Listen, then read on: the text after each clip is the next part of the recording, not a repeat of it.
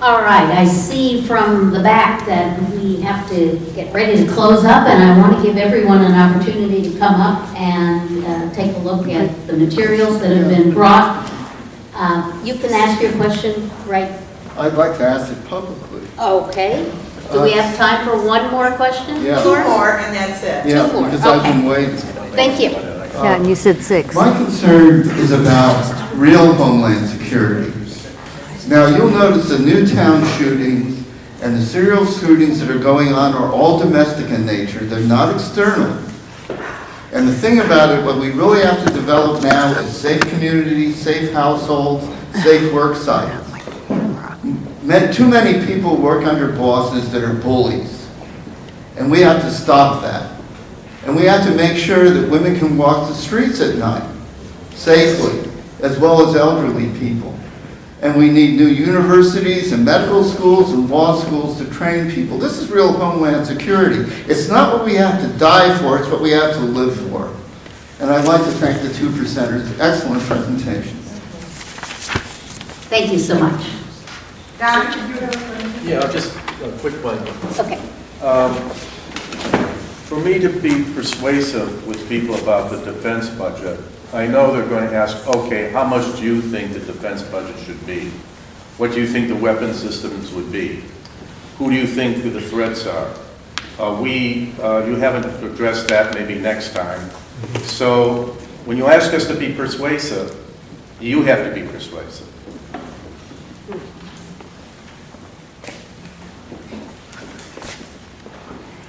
That's fair. I know.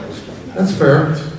And if you were willing to stay here for another couple hours, I might be more persuasive. You've already stayed for a long time. But the answer is that there are a number of studies that have been done that looked at every one of the spending lines of the Pentagon budget and looked at what ought to be cut, what could be cut without impairing national security. There's a report available.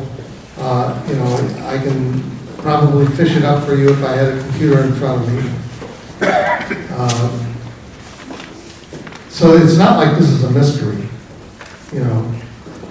We do need to do a better job of giving you those tools so that you can have that conversation.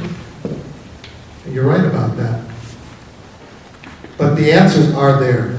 It's not like there isn't an answer.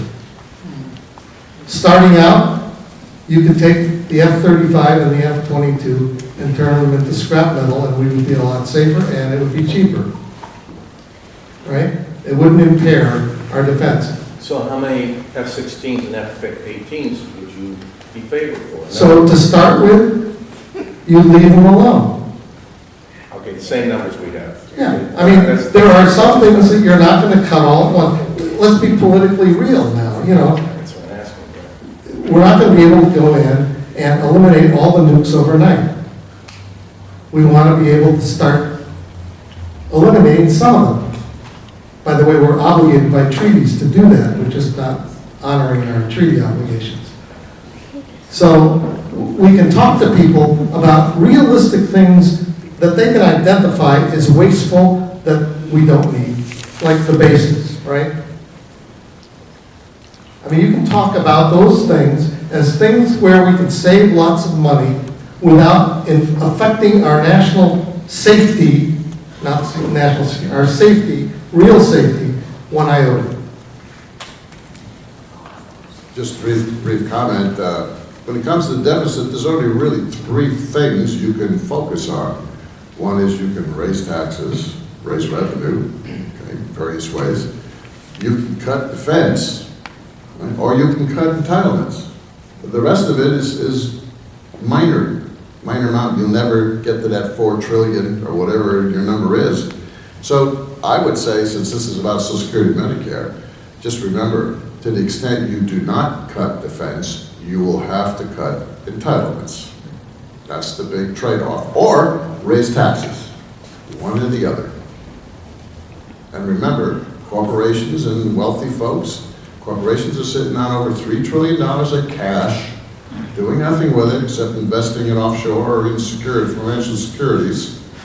And I hadn't said anything about the $4 to $5 trillion U.S. wealthy investors have stuck away at 27 offshore tax havens and won't bring it back. That's another 4 trillion. That's what I mean. The money is there. So you either get those taxes, or you cut defense, or you cut Social Security. That's the formula. When the Progressive Caucus issues their budget, there will be that kind of detail also in their budget. Because they have to, you have to make very specific proposals, how you're going to create jobs, what you're going to spend it on, that kind of thing. So there will be more of those answers. The problem with defense, cutting defense and so forth, is a complicated long-term deal. The threat to Social Security and Medicare is 2013. Okay?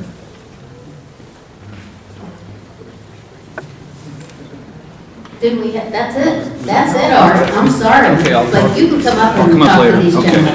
Can we give them a round of applause? Thank you very much.